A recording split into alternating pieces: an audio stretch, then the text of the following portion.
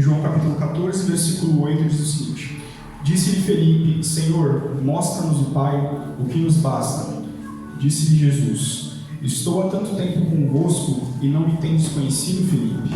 Quem vê a mim, vê o Pai. Como dizes tu, mostra-nos o Pai. Podem se assentar.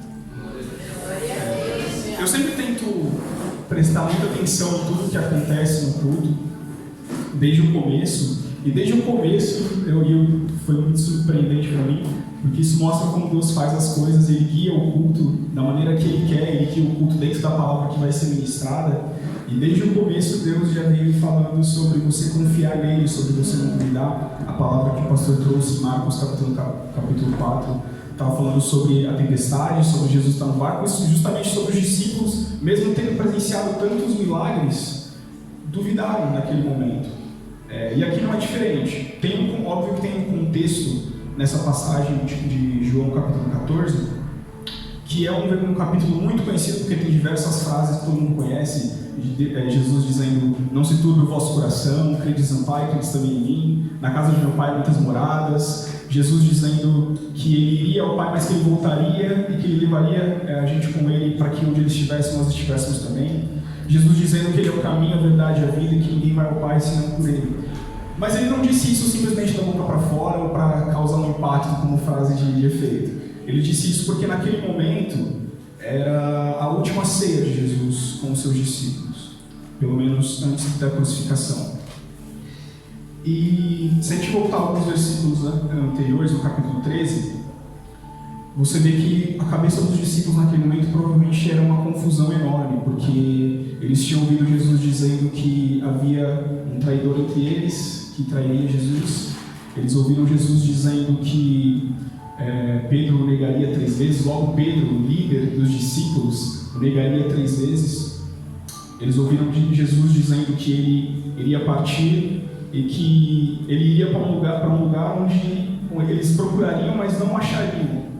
A confusão na cabeça dos discípulos naquele momento era muito grande. E quando a gente passa por momentos de angústia, momentos de confronto com a gente tende a duvidar.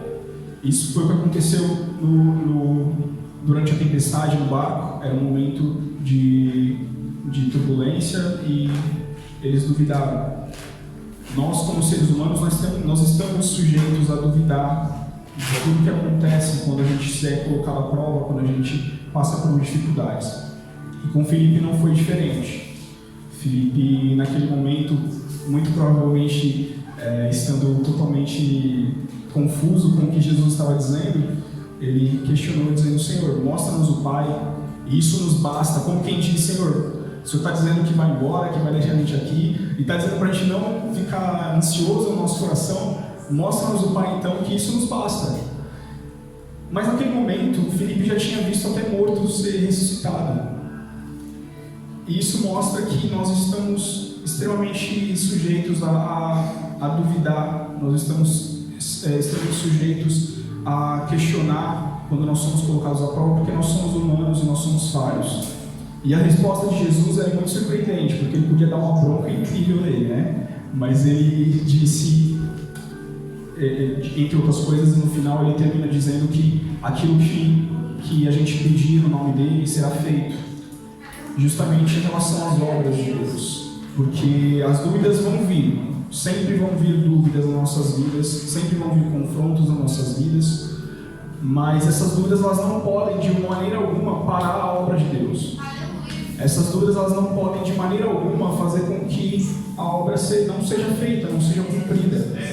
Se a gente trazer de novo à tona o que aconteceu com Pedro, durante o momento em que ele negou Jesus, Pedro era uma pessoa de uma temperatura um pouco grande, né? Ele não corria muito de briga. Isso fica claro quando ele arranca a orelha de um dos soldados, né? Mas naquele momento ele negou Jesus. E talvez não só por medo, mas por falta de convicção. Eles eram judeus. Naturalmente eles tinham na cabeça deles que o Messias devia ser um homem num cavalo branco, levantando uma espada e destruindo Roma, destruindo o Império Romano. E na verdade Jesus veio e foi crucificado. e foi levado por romanos, foi levado por homens para ser crucificado. Naquele momento, talvez Pedro estivesse pensando, será que ele realmente é o Messias? Será que ele realmente é quem ele é? E se ele não for? Será que se eu ficar aqui eu vou morrer junto? Mas o mais surpreendente é que, ainda que ele tenha negado Jesus 3 vezes, o que Jesus já disse que aconteceria, Jesus também disse, alertou ele que ele morreria por Jesus. No versículo em que Jesus diz que ele negaria ele 3 vezes, ele diz, você morrerá por mim, mas você me negará 3 vezes. Aleluia, glória a Deus. As dúvidas vão vir nas nossas vidas em diversos momentos, mas o nosso papel é não desistir da obra de Deus.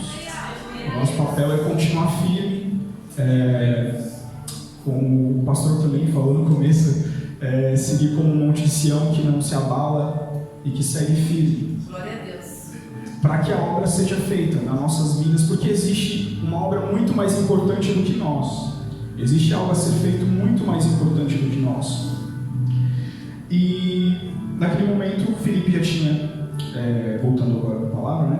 Naquele momento, Filipe já tinha presenciado diversos milagres. Filipe já tinha visto pessoas revivendo, pessoas sendo ressuscitadas, já tinha visto cegos enxergando. Mas ainda assim ele duvidou. Mas ainda assim ele questionou a Deus, questionou a Jesus, pedindo para que ele mostrasse o Pai como uma forma de prova, né? Dizendo, Senhor, prova que o Senhor realmente é o Senhor, mostra o Pai.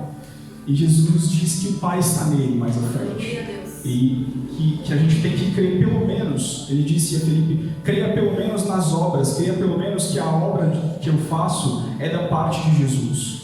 E esse é o nosso papel. Ainda que venham as dúvidas, a gente tem que crer que a obra de Jesus, a obra que nós temos aqui, que temos nas nossas mãos para cumprir, ela é da parte do Pai. Ela é da parte de Deus e ela precisa ser cumprida. E ela é muito maior do que os nossos problemas, ela é muito maior do que as nossas angústias, ela é muito maior do que as nossas ansiedades. Ela precisa ser feita, ela precisa ser cumprida, porque tem muitas pessoas lá fora que não conhecem a palavra de Jesus, de Deus, e elas precisam ser alcançadas. Elas precisam que nós não deixemos que as nossas angústias, os nossos problemas nos abalem, que as nossas dúvidas façam com que a gente desista, para que elas sejam alcançadas pelo Espírito Santo, para que elas sejam alcançadas e transformadas.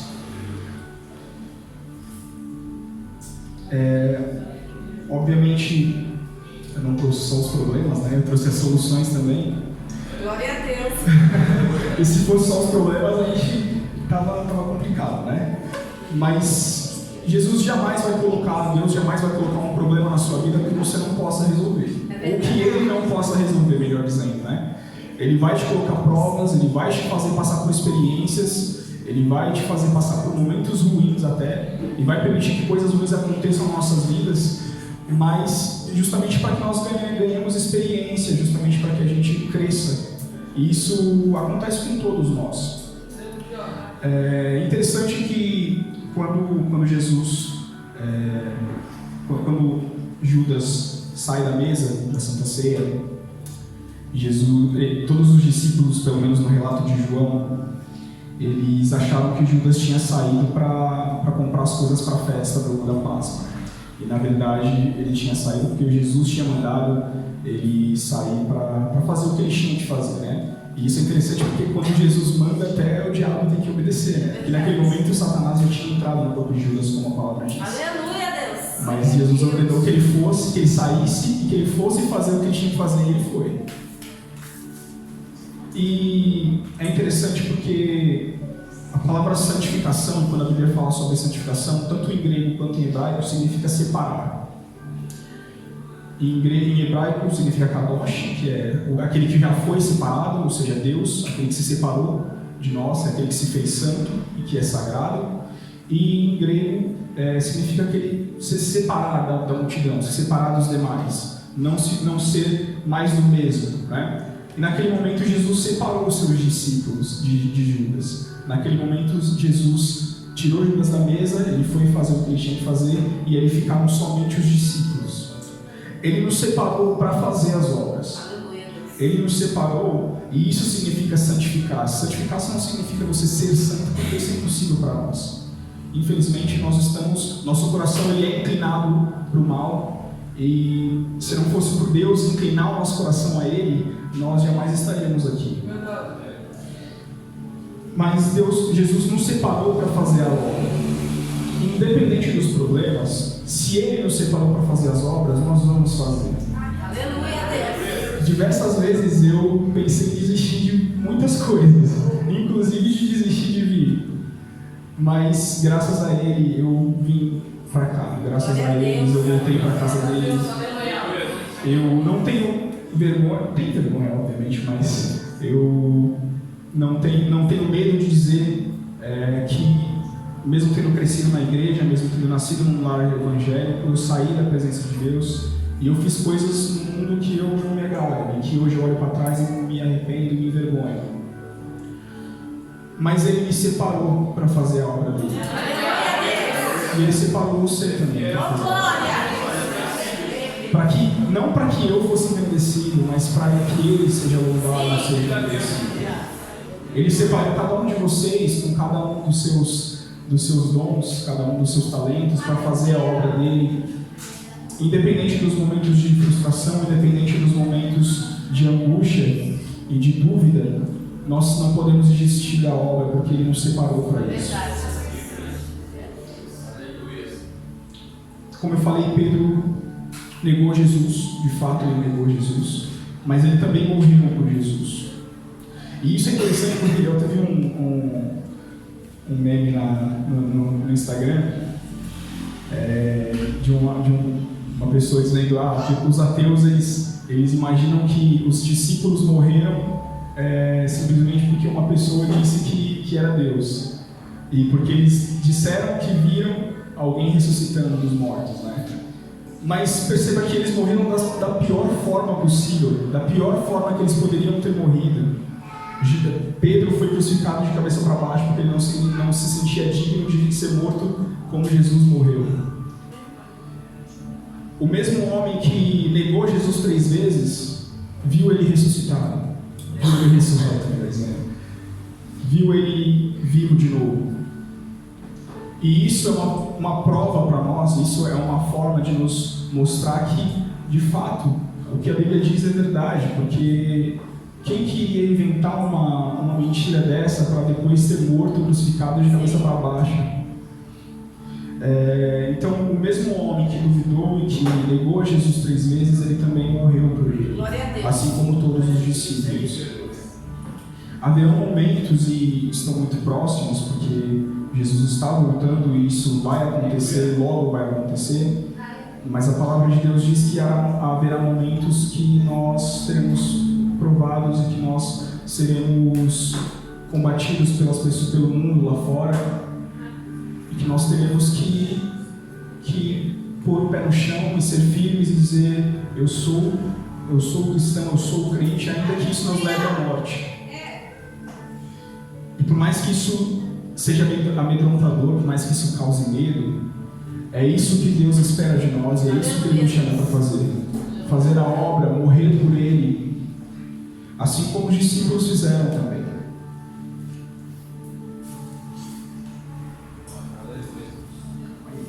Glória a Deus. E eu não quero me alongar muito, porque eu estou bem nervoso, mas a pastora trouxe algo à tona no último culto que é muito importante para nós, porque diz respeito justamente a nós. Em algum momento a igreja se separou, em algum momento houve um problema aqui dentro e nós nos afastamos, nós nos dividimos e a obra parou. Não à toa, como a pastora disse também junto com a irmã Norma, a despensa ficou vazia. Talvez a igreja, quando eu cheguei aqui, era lotada de gente, às vezes nem cabia, e hoje tem muitas cadeiras vazias. Em algum momento a obra parou. E isso também passa por mim, obviamente, isento de nada. Mas nós cremos num Deus que Ele faz o impossível e que nos separou para fazer a obra dEle, e a obra dEle é baseada na vontade dEle.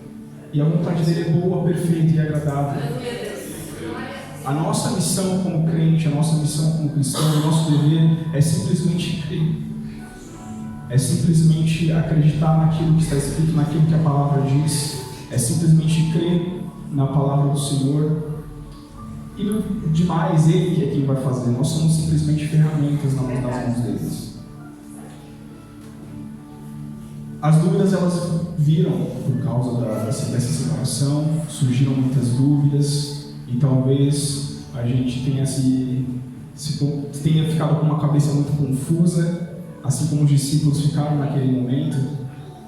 Mas eu quero dizer para mim e para você hoje que existe algo muito mais importante do que nós, existe algo muito mais importante do que os nossos problemas, as nossas dúvidas, as nossas angústias, que é fazer a obra de Deus, que é fazer a obra de Jesus e que é fazer cumprir aquilo que Ele colocou nas nossas mãos.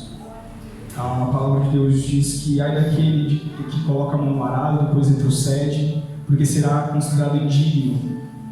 E nós não queremos ser considerados indignos. Então, hoje é um momento em que eu pensei muito em falar isso, porque é algo difícil de dizer, né? A gente não quer, de forma alguma, ainda mais na primeira oportunidade, levantar problemas que a gente presenciou, problemas que aconteceram de dentro da igreja. Mas, como eu falei, existe algo muito mais importante a ser feito. Existem pessoas lá fora que precisam ser alcançadas por nós, talvez com uma cesta de alimento, ou talvez com uma palavra, talvez com um abraço. Eu sempre ouvi as pessoas dizendo que hoje em dia os crentes nem sequer vão na casa de alguém que precisa de uma visita, mas é muito mais do que isso. Às vezes sequer manda uma mensagem para a pessoa, é muito mais fácil hoje em dia, ele sequer faz até mesmo aquilo que é mais fácil, mandar uma mensagem para alguém perguntando se ela está bem, mandar uma mensagem para alguém perguntando se ela precisa de algo, e isso é parte da obra de Deus, porque o segundo mandamento mais importante que Jesus nos deixou era justamente de amar o próximo como a nós mesmos. E relacionado à obra dele, amar o próximo como a nós mesmos, é levar a palavra... Obrigado. É levar a palavra de Deus e é levar o Evangelho àqueles que não o conhecem ainda, porque se nós amar o nosso próximo é querer para ele aquilo que nós queremos para nós. E eu creio que ninguém aqui quer a condenação, eu creio que ninguém aqui não quer estar perto de Jesus, perto de Deus, no dia que Ele voltar. E é isso que nós devemos desejar para o nosso próximo. Amar o nosso próximo como a nós mesmos é querer para Ele aquilo que nós queremos para nós. Se eu quero a salvação para mim, meu dever então é ir lá fora e dizer para todos lá fora que existe alguém que pode os salvar, que existe alguém que pode tirá-los do pecado, tirá-los da vida que eles têm e salvá-los também. Então, eu gostaria de finalizar dizendo que a gente, justamente que as dúvidas vão continuar surgindo. Isso é fato porque nós somos homens, nós somos humanos e nós não estamos, a não ser que Deus, a não ser pela misericórdia de Deus, nós estamos sujeitos a passar por dúvidas, a passar por momentos ruins. Mas existe uma obra a ser feita e nós precisamos fazer essa obra. Nós precisamos cumprir o nosso chamado, nós precisamos levar o Evangelho para as pessoas lá fora. E nós precisamos fazer isso em comunhão. Existem muitas pessoas hoje que são ditas desigrejadas, né? E a Bíblia não diz em momento algum que você será salvo porque você vai na igreja.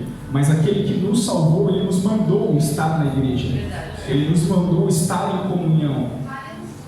E por mais que hajam divisões, por mais que hajam diferentes pensamentos aqui dentro, por mais que hajam pessoas que acreditam em uma coisa, pessoas que acreditam em outra, o principal e o princípio, ele não pode ser quebrado. E o princípio é de que há uma obra a ser feita e que essa obra precisa ser cumprida. E nós somos parte disso porque nós somos a ferramenta disso. Nós somos um instrumento de Deus para levar a palavra dele lá fora para outras pessoas. Nós somos um instrumento de Deus para acolher aqueles que chegam aqui. Nós somos um instrumento de Deus para fazer com que a nossa comunhão se fortaleça, a nossa fé se fortaleça cada dia, para que quando essas dúvidas vierem, a gente não seja abalado por elas.